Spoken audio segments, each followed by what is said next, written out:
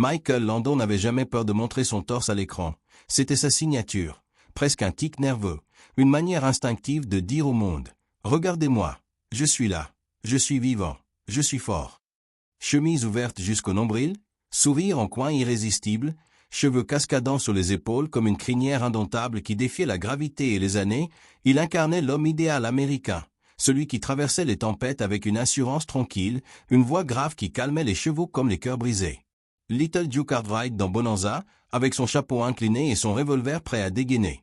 Charles Ingalls dans La petite maison dans la prairie, barbu, solide, père infaillible qui construisait des maisons de ses mains et des rêves de ses mots. Jonathan Smith dans Highway to Heaven, l'ange déchu qui descendait sur terre pour réparer les âmes fracturées. À l'écran, il était invincible. Hors écran, il était humain, trop humain. 33 ans après sa mort, le 1er juillet 1991, sa fille Cheryl Lynn Landon Wilson a enfin brisé le silence qui pesait comme un voile de plomb sur la légende.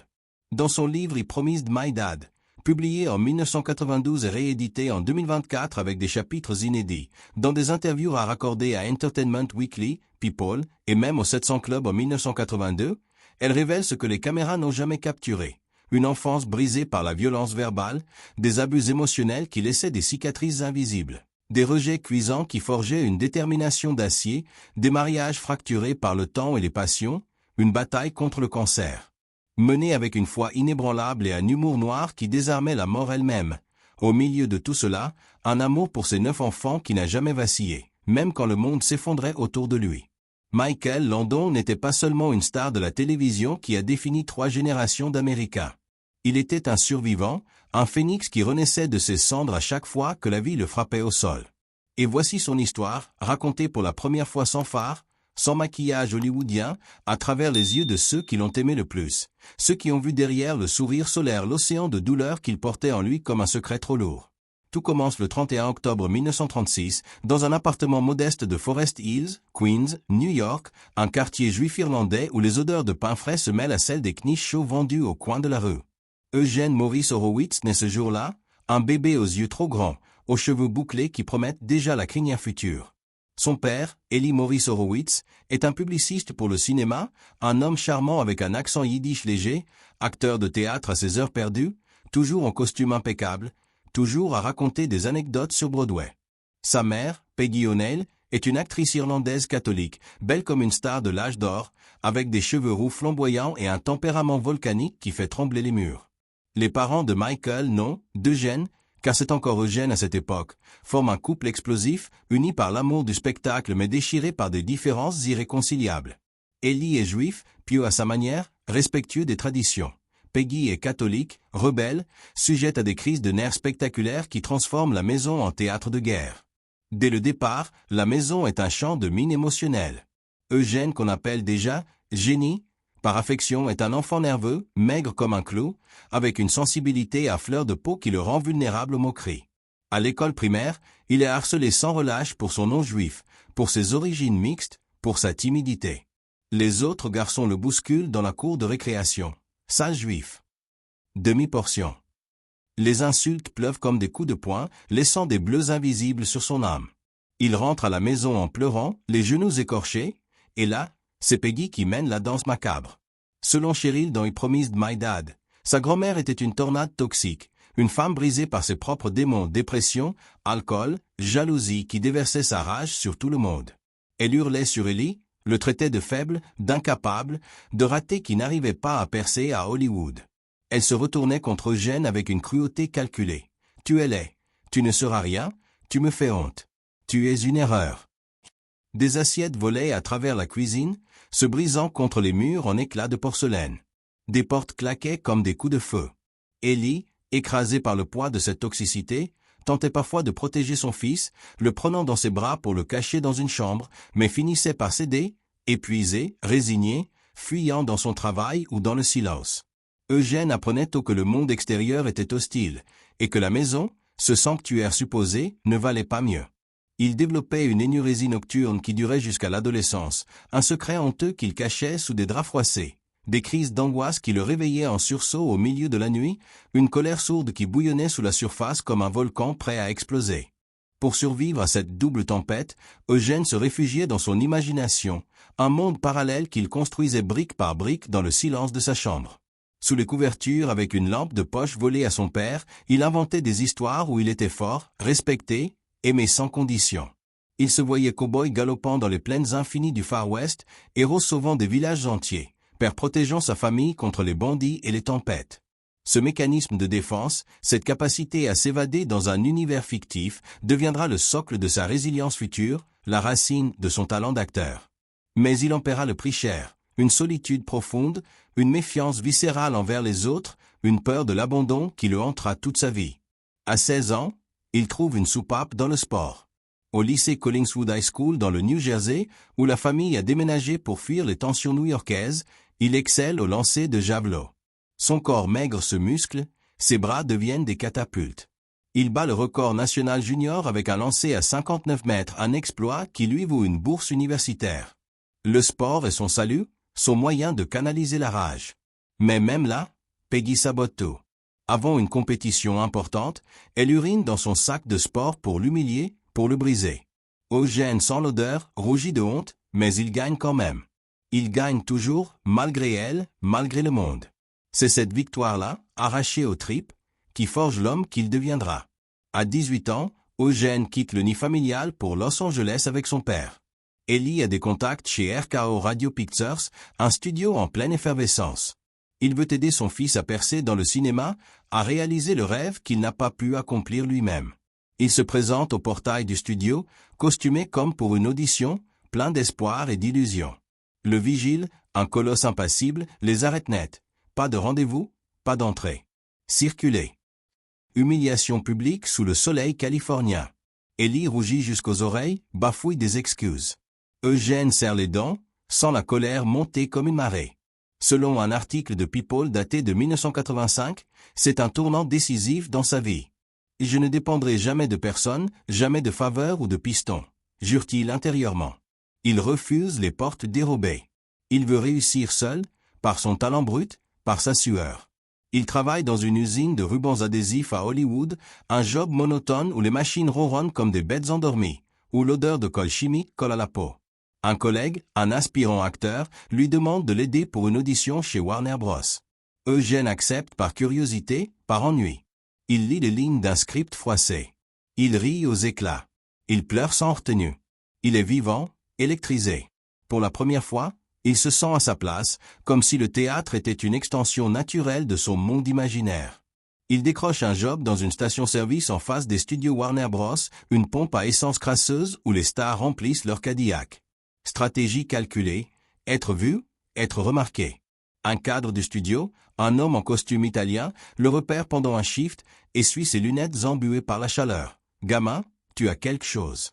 Prends des cours. » Eugène s'inscrit à des leçons de théâtre, bosse la diction pour effacer l'accent new-yorkais, le mouvement pour dompter son corps nerveux, l'émotion pour canaliser sa douleur. Il adopte un nom de scène, Michael Landon, tiré au hasard d'un annuaire téléphonique banal. Mike Landon sonne américain, fort, accessible, comme un héros de western. Il abandonne Eugène Horowitz comme une peau trop petite, trop chargée de souvenirs douloureux. Les auditions s'enchaînent comme des coups de fouet. Rejet sur rejet. Silence radio qui dure des semaines. Petit rôle dans des séries B oubliées. Iwas a Teenage Werewolf en 1957, où il hurle torse nu sous un maquillage de loup-garou cheap, les yeux injectés de sang, Goddess Little Acre, un drame rural où il joue un fermier tourmenté. Il rit de lui-même dans les interviews, autodérision comme armure. Il apprend à chaque fois, absorbe comme une éponge. En 1959, la chance frappe enfin comme un coup de tonnerre, Bonanza. Il décroche le rôle de Little Joe Cartwright, le cadet espiègle des frères Cartwright, avec son chapeau incliné, son sourire ravageur et sa chemise toujours ouverte. La série, diffusée sur NBC, devient un phénomène culturel, la première western en couleur, regardée par des millions chaque dimanche soir. Michael vole la vedette à Lorne Greene, le patriarche Ben Cartwright. Il réalise des épisodes, écrit des scripts, produit. Il est partout, omniprésent. Mais la tragédie rôde déjà. Pendant la 13e saison, en 1971, son premier mariage avec Dodie Frazee, une secrétaire rencontrée en 1956, s'effondre comme un château de sable. Ils ont 2 fils adoptifs, Mark et Josh. Naïveté de la jeunesse, incompatibilité fondamentale, dispute qui s'envenime. Michael est dévasté, boit trop, fume 3 paquets par jour, doute de tout. Il divorce, le cœur en miettes. En 1963, il épouse Lynn Noé, une mannequin blonde aux yeux verts, rencontrée lors d'une fête à Hollywood. 4 enfants naissent ou sont adoptés. Cheryl en 1964, adoptée à 6 ans, fille de Lynn d'un précédent mariage, Leslie en 1966, Michael Jr. en 1968, Shauna en 1971. La famille devient le centre de gravité de Michael. Il est un père dévoué, obsessionnel presque, il lit des histoires du soir avec des voix différentes pour chaque personnage, construit des cabanes dans le jardin de leur ranch à Malibu, filme les anniversaires en Super 8 avec une caméra qu'il porte comme un troisième œil. Cheryl, sa princesse, est traitée comme une reine, robe sur mesure, leçons d'équitation, câlins interminables. Il me faisait sentir spécial, unique, raconte-t-elle dans son livre. Mais le mariage avec Lynn s'use comme un vieux jean. Les tournées, les plateaux, les nuits blanches. En 1974, sur le plateau de la petite maison dans la prairie, une nouvelle série qu'il crée, produit, réalise et joue, il rencontre Cindy Clerico, une maquilleuse de 20 ans aux cheveux châtains et au sourire timide. Coup de foudre immédiat, électrique. Rumeurs qui circulent comme un feu de forêt. Tabloïd qui titre « Michael Landon trompe sa femme avec une gamine ». Melissa Gilbert, qui joue Laura Ingalls depuis ses 9 ans, est effondrée. Michael est son mentor, son second père depuis la mort du sien en 1976 lors d'une opération du cerveau. Vacances annuelles à Hawaï, rire sur la plage, secrets partagés autour de feux de camp. L'affaire brise tout comme du verre. Michael divorce Lynn en 1982 après 19 ans, un règlement douloureux. Il épouse Cindy en 1983 à Maui, une cérémonie intime avec les enfants. 2 nouveaux enfants, Jennifer en 1983, Sean en 1986. La famille explose en éclats. Melissa coupe les ponts pour des années. Cheryl pleure des nuits entières. Les tabloïds se régalent. Mais Michael ne regrette pas. Ce n'était pas une question d'âge ou de corps. C'était une question d'âme, de connexion profonde. Avec Cindy, je respire enfin.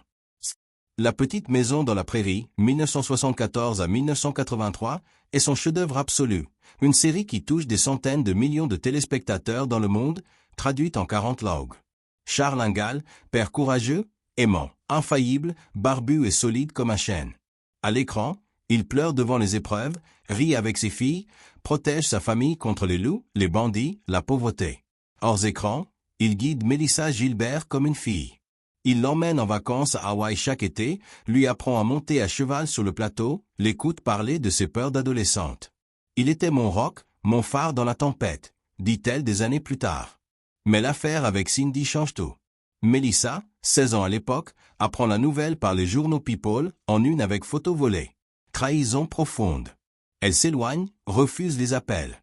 Des années de silence radio, de regards fuyants sur les rares réunions.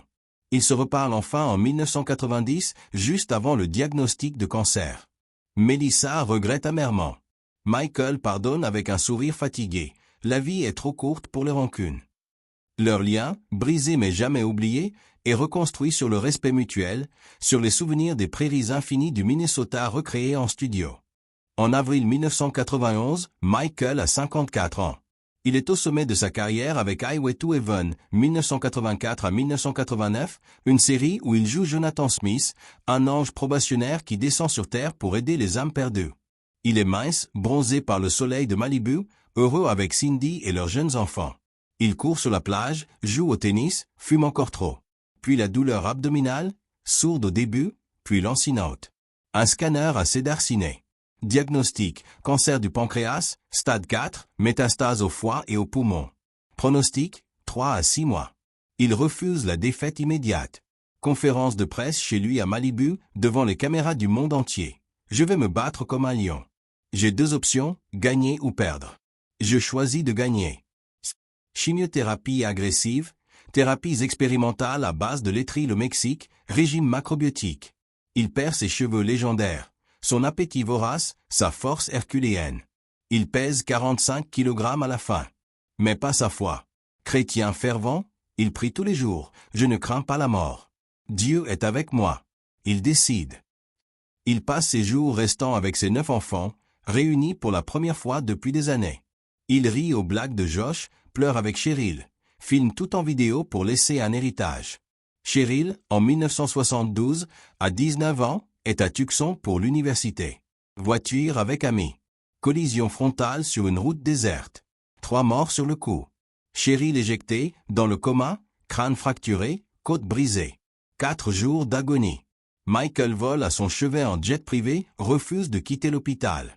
Il prie à genoux, hurle au médecin, « Sauvez-la !» Il promet à Dieu, « Si tu la sauves, je serai toujours là pour elle. » Cheryl se réveille, miraculeusement. Michael tient parole. Il est là pour chaque étape de sa rééducation, chaque anniversaire, chaque crise de larmes. Dans I Promised My Dad, Cheryl raconte, « Il m'a sauvé. Pas seulement ce jour-là. Tous les jours de ma vie. Il était mon ange avant d'en jouer un à la télé. » Juillet 1991. Malibu. La maison est pleine, 9 enfants, Cindy, amis proches. Michael est un squelette vivant, la peau translucide, les yeux enfoncés. Il voit des visions. Ses parents décédés, Ellie et Peggy, qui l'attendent. Il parle à Dieu à voix haute. Il dit à ses enfants, rassemblés autour du lit, « Je vous aime tous. Vous avez raison, c'est l'heure. » Dernière parole paisible. Il meurt dans les bras de Cindy le 1er juillet, à 54 ans. 500 personnes aux funérailles privées au Hillside Memorial Park. Ronald Reagan, ancien président et ami, sa bataille a touché chaque Américain. Son esprit indomptable nous inspire. Melissa Gilbert, en larmes, il était tellement spécial, fondamentalement beau. Avec lui, on savait toujours où on se tenait. Authentique jusqu'au bout. L'héritage perdure. Bonanza revint éternellement. La petite maison réconforte des générations. Highway to Heaven touche les âmes. Michael Landon est l'Amérique. Force, foi, famille, résilience. Il a tout surmonté. Abus d'enfance, rejet hollywoodien, divorce douloureux, cancer impitoyable. Il n'a jamais abandonné? Jamais. Cheryl, il m'a appris à promettre. Et à tenir parole, quoi qu'il arrive. Quel est votre Michael Landon préféré? Le cow-boy espiègle de Bonanza? Le père aimant de la petite maison? L'ange réparateur de Highway to Heaven? Le survivant de l'enfance brisée? Dites-le en commentaire. Likez. Partagez. Abonnez-vous. Parce que derrière chaque héros de télévision, il y a un homme qui a saigné en silence. Et Michael Landon était le plus humain, le plus courageux de tous.